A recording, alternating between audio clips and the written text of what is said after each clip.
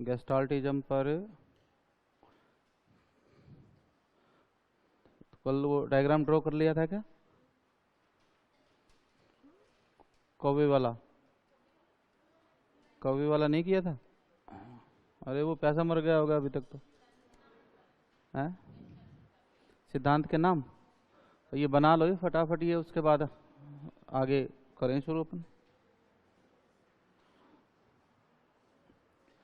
ये बना लो।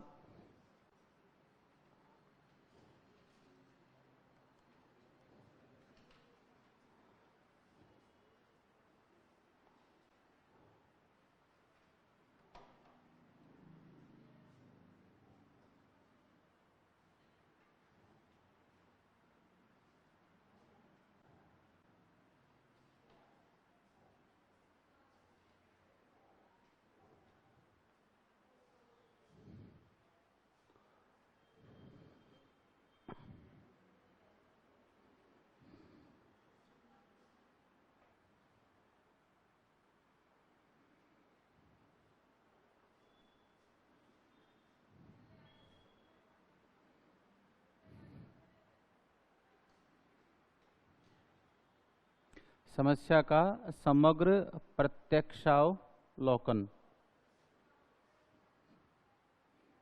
इसको थोड़ा पीछे कर दे यार। समस्या का समग्र प्रत्यक्षावलोकन।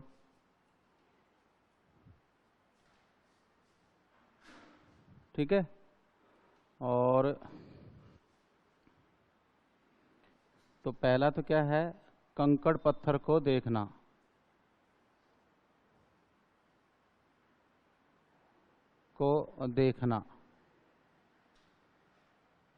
इसका मतलब क्या हो जाएगा, समग्र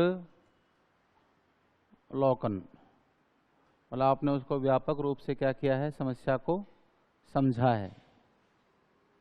ठीक है। इसके बाद यहाँ पर क्यों ना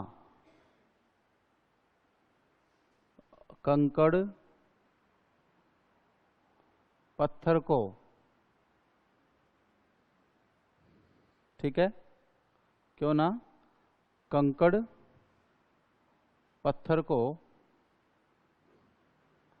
घड़े में डाला जाए। घड़े में डाला जाए तो ये जो विचार है ये क्या है, बोलो, अंतर्दृष्टि है कि नहीं है? अरे भाई ये विचार क्या हुआ, अंतर्दृष्टि हुआ कि नहीं हुआ, है ना, इनसाइट। भाई अचानक से अपने दिमाग में एक बात आई कि भाई ऐसा किया जाए, है ना, तो ये क्या है, इनसाइट है। ओके। तो कंकड़ पत्थर को देखना पहला स्टेप हो गया। समस्या का क्या करना, बैग कहाँ है भाई? अच्छा, वो लेके आए क्या कॉपी किताब वगैरह? अच्छा, कुछ काम अकेले भी कर लेना लाइफ में, वो कुछ काम अकेले करना ताकि अफसोस ना रहे। क्यों ना कंकड़ पत्थर को डाला जाए, ये अंतर्दृष्टि। तो ये तो हो गया दूसरा पार्ट। ठीक है। और ये क्या हो गया, पहला पार्ट, कि जब तक डॉक्टर अगर मरीज का अवलोकन ढंग से नहीं करेगा तो क्या वो बीमारी को खोज पा सकता है? ठीक है। आपने एक धारावाहिक देखा होगा, सीआईडी देखा है ना? एसीपी प्रद्युम्न सिंह का नाम याद है, दया का नाम याद होगा, है ना? तो जैसे कोई केस स्टार्ट होता है तो उसमें क्या होता है, एसीपी प्रद्युम्न सिंह क्या कहता है, दया जरूर कुछ मिस कर रहे हैं, है ना, पता नहीं, मेरा गट फील ये कहता है कि थोड़ा कुछ कमी है ना, दोबारा शुरू करो। ये बात बोलता है कि नहीं बोलता है?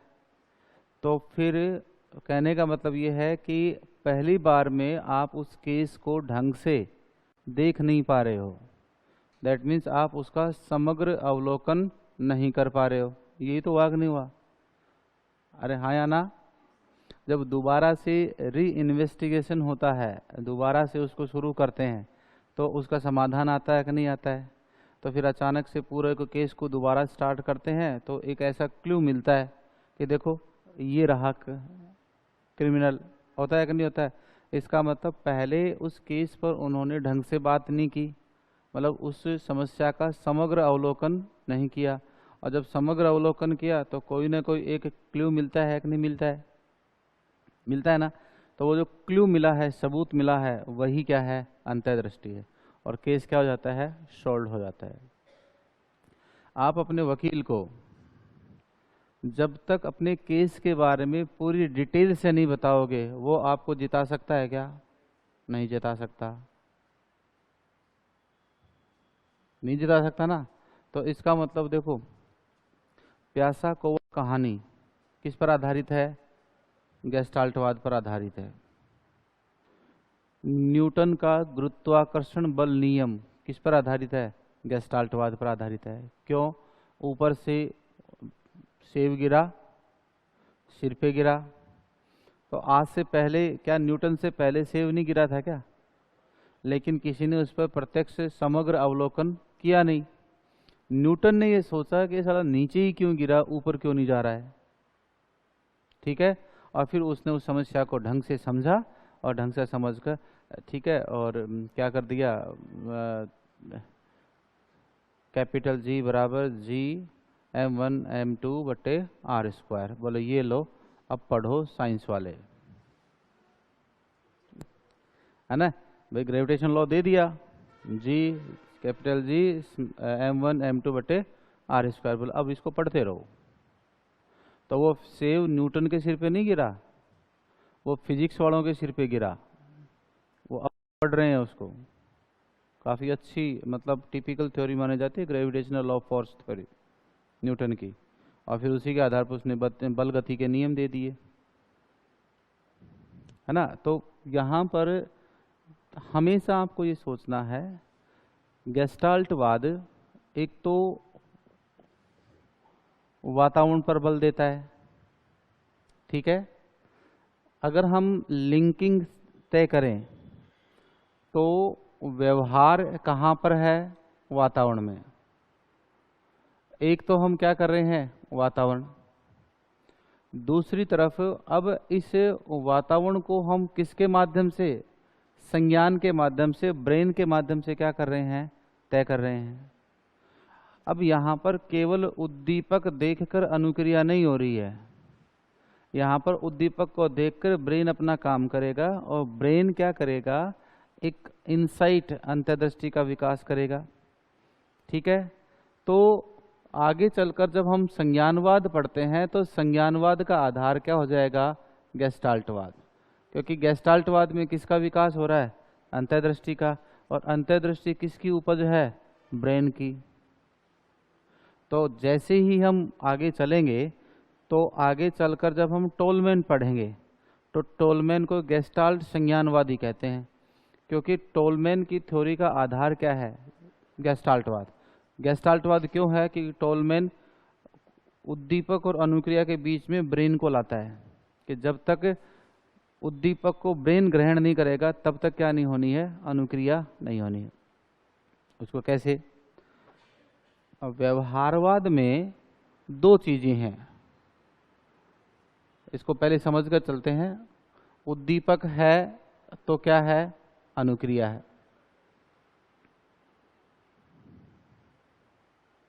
क्लियर है, ठीक है। एक चर ये है और एक चर क्या है, ये है, ये व्यवहारवाद है। हमने सभी जगह उद्दीपक अनुक्रिया, अनुक्रिया उद्दीपक, दो ही तो चर पढ़े हैं, ओके। मान लीजिए कोई छोटा बच्चा है और मैंने उसको पहली बार चॉकलेट दी, बच्चे ने खा ली। दूसरी बार मैंने बच्चे को 10 बार चॉकलेट दी, बच्चे ने 10 बार खा ली। जैसे ही मैंने 11वीं बार चॉकलेट दी, बच्चे ने मना कर दिया कि ना, अब मैं खा चुका, अब मुझे ज़रूरत नहीं है, ठीक है। इसका मतलब जब वो चॉकलेट 10 बार उद्दीपक थी, तो 11वीं बार भी उद्दीपक है कि नहीं है, उद्दीपक तो 11वीं बार भी होगी कि नहीं होगी? होगी ना। तो क्या जीव को अनुक्रिया नहीं करनी चाहिए? अगर उद्दीपक अनुक्रिया सिद्धांत की माने, मीनिंग समझो मैं क्या कह रहा हूं।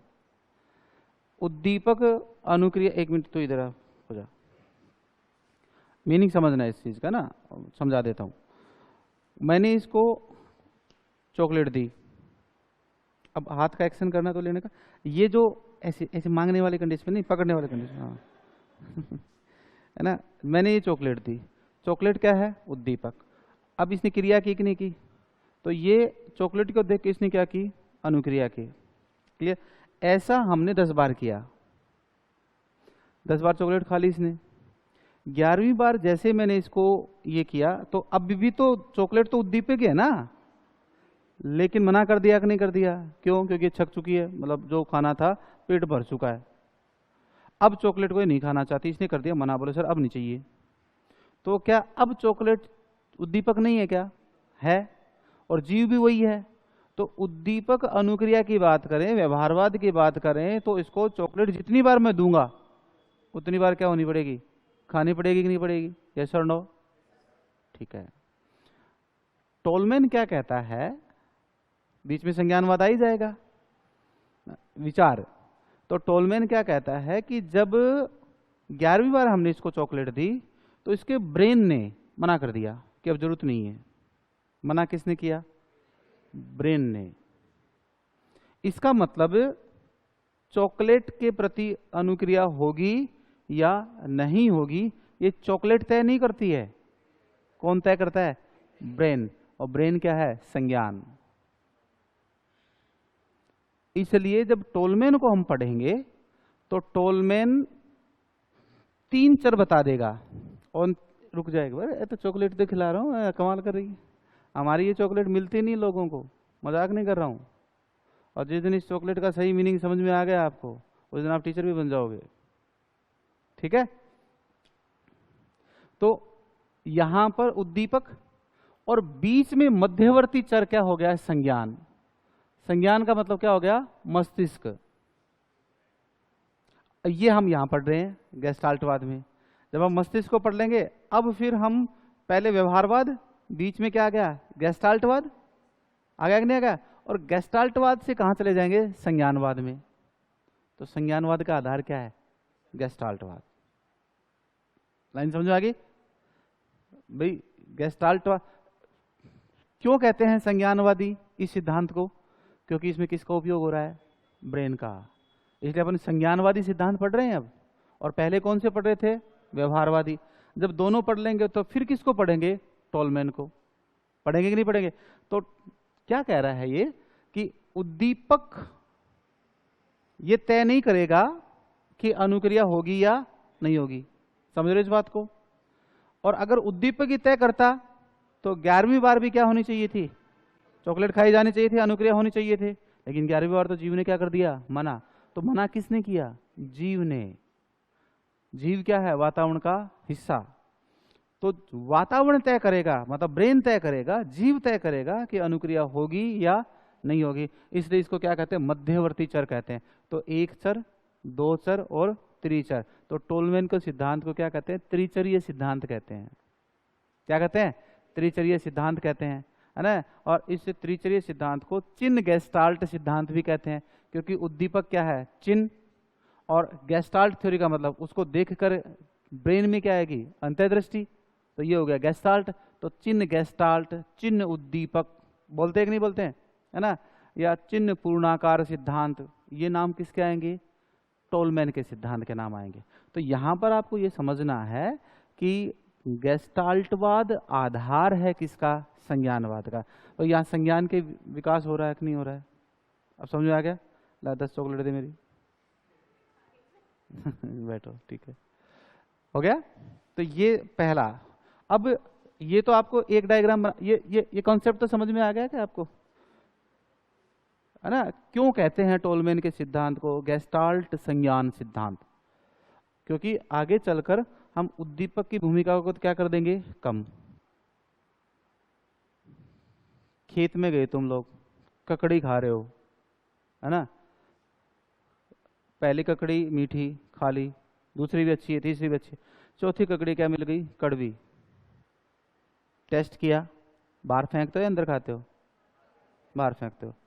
टेस्ट करने से किसको पता चला? ब्रेन को क्या हुआ? संज्ञान। ककड़ी खानी है या नहीं खानी है ये ककड़ी तय नहीं करेगी, कौन तय करेगा? ब्रेन। इसलिए कौन से व्यवहार को चबाना है, अंतर्ग्रहण करना है। स्वर्णिंग का मतलब क्या होता है? चबाना। मतलब किस व्यवहार को अंदर लेके जाना है, किस व्यवहार को बाहर फेंकना है। इसलिए सिद्धांत को स्वर्ण सिद्धांत कहते हैं, टोलमैन को, मॉलर थ्योरी। तो ककड़ी तय नहीं करेगी ककड़ी खानी है कि नहीं खानी है, कौन तय करेगा? जीव तय करता है। और जीव का निर्णय लेने का काम किसका है? संज्ञान का। आप समझ आएगी बात? तो ये काफ़ी अच्छी थ्योरी मानी जाती है एडवर्ड चैम्सफील्ड टोलमैन की। बहुत कॉन्सेप्चुअल हैं चीज़ें, मतलब लिंकिंग अगर समझ में आ गया तो पहले व्यवहारवाद, फिर वातावरण को प्रकट करने के लिए सामाजिक अधिगमवाद, है ना, और फिर क्या आ जाएगा? गेस्टाल्टवाद। और गेस्टाल्टवाद से सीधा इंटर कहाँ चले जाएंगे? पूर्ण रूप से प्रत्यक्ष इसमें संज्ञानवाद में। तो एक तो ये डायग्राम ड्रॉ कर लिया आपने, अब वो सुल्तान वाला और कर लो फटाफट।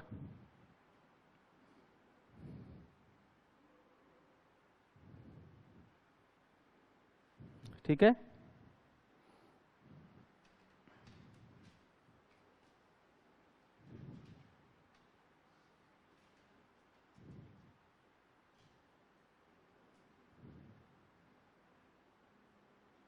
बड़ा बॉक्स, छोटा बॉक्स और छड़।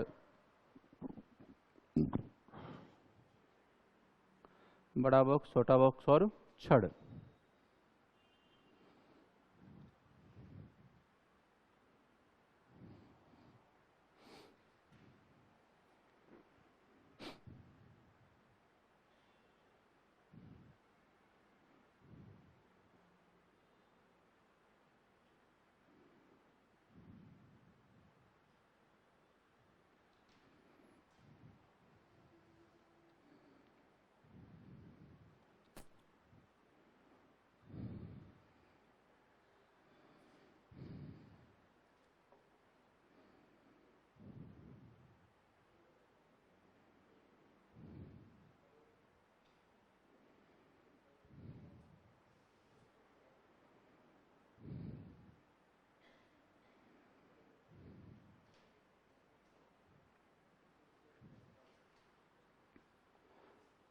बना लिया होगा, लिखो। गेस्टाल्ट सिद्धांत के लिए बना रहे हो क्या? खा मत जाना सुल्तान के, ये तो सुबह सुबह भूख लगे तो खा जाओ।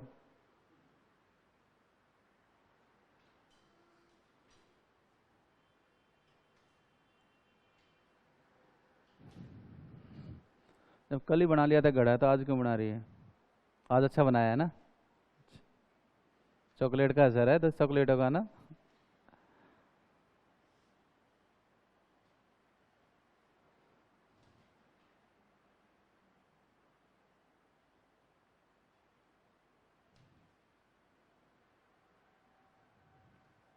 देखो, गेस्टाल्ट सिद्धांत दो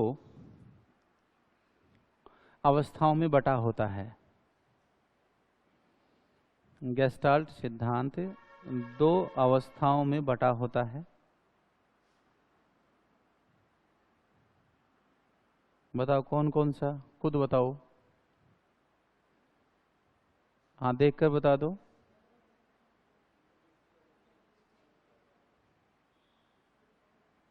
पहला तो समस्या का समग्र आकार में अवलोकन, और दूसरा अंतर्दृष्टि का विकास। यही तो बटा हुआ ना। तो पहला लिखो, समस्या का समग्र आकार में अवलोकन, समग्र आकार में अवलोकन। और दूसरा क्या रखोगे? समस्या सॉरी अंतर्दृष्टि का विकास, अंतर्दृष्टि का विकास। फिर लिखो प्रयोग, कोहलर ने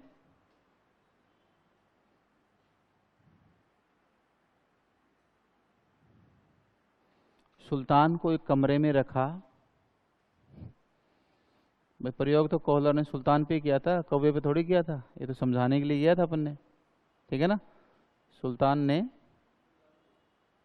कोहलर ने सुल्तान को एक कमरे में रखा तथा कमरे की छत से केले लटकाए।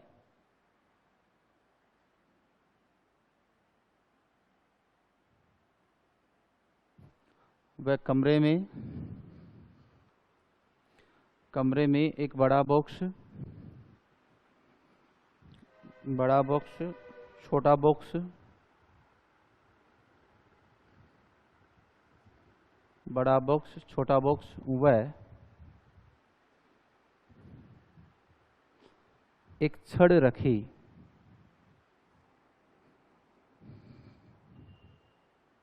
एक छड़ रखी, रख दी। फिर लिखो, सुल्तान ने केले प्राप्त करने का प्रयास किया। सुल्तान ने केले प्राप्त करने का प्रयास किया।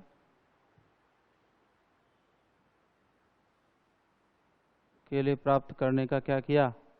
प्रयास किया, लेकिन असफल रहा। लेकिन असफल रहा, ठीक है। तत्पश्चात सुल्तान ने कमरे का समग्र या पूर्ण आकार में,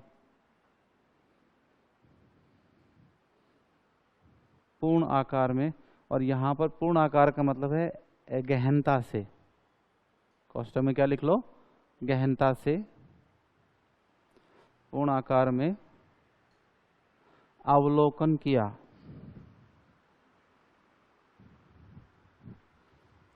जिससे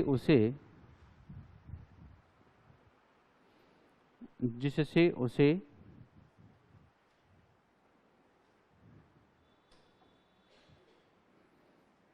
बड़ा बॉक्स, छोटा बॉक्स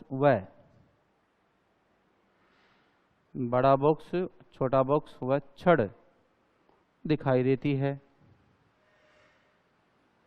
छड़ दिखाई देती है। क्लियर? कोष्ठक में क्या लिखोगे? बड़ा बॉक्स, छोटा बॉक्स, छड़ का दिखाई देना ही क्या है? समस्या का समग्र अवलोकन। तो कोष्ठक में लिख लो, समस्या का समग्र अवलोकन।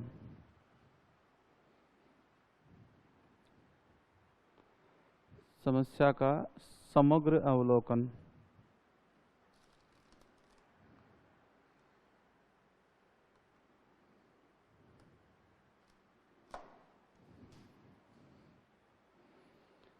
ठीक है। अचानक सुल्तान के मस्तिष्क में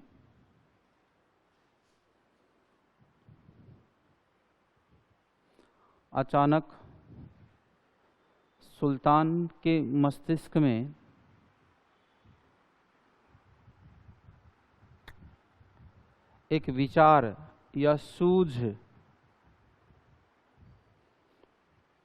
एक विचार या क्या? सूझ। कोष्ठक में क्या लिखोगे? इंसाइट या अंतर्दृष्टि विकसित हुई। सूझ, है ना? अंतर्दृष्टि विकसित हुई कि क्यों न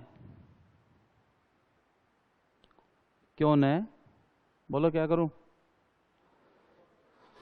बॉक्स व छड़ का उपयोग करते हुए, कंकड़ पत्थर को डालते हुए, है ना?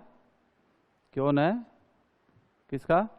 बॉक्स व छड़ का उपयोग करते हुए केले प्राप्त किए जाएं, केले प्राप्त किए जाएं,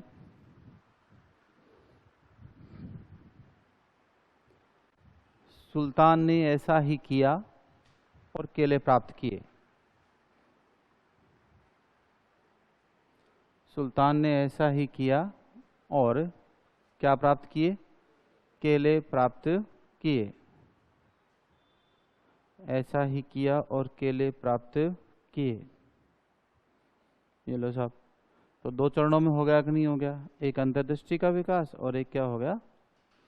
तो ये हो गया प्रैक्टिकल, है ना, कि उसने क्या किया था। सुल्तान, ग्रांडे, चीका, रसूल, मैसूल, है ना, ये 5 थे। इनमें से सबसे ज़्यादा इंटेलिजेंट कौन था? सुल्तान।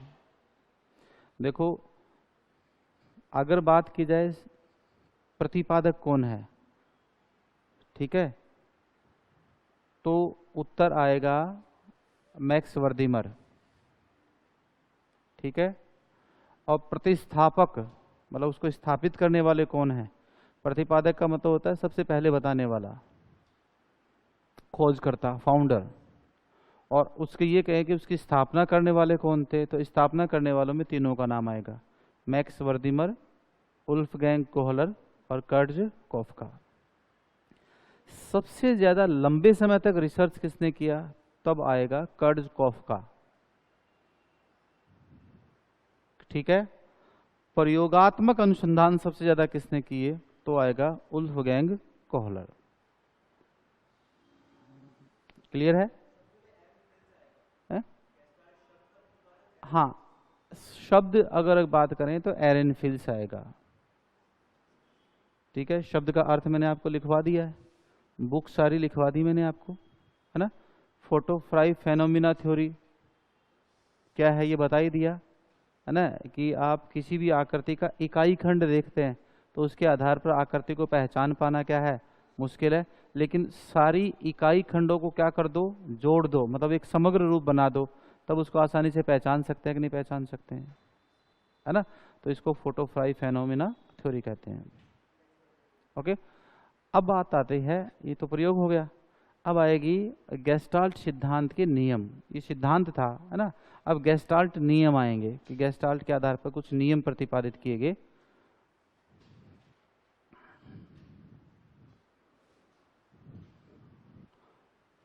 आपने किताबों में 3-4 सिर्फ नाम सुने हैं, है ना, वो नियम होते क्यों है, कैसे होते हैं, उनको आज समझ लो कि ये ऐसे क्यों हमने सुने नाम।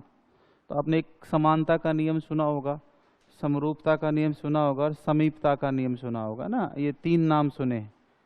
वो कैसे होते हैं, उसको डायग्रामेटिकली कैसे, उसकी क्या इंपॉर्टेंस है, उसको देखते हैं। तो सामान्यतः पहले गेस्टाल्ट नियम 4 खोजे गए, फिर 6, फिर 7 और फिर 13, है ना। एजुकेशन के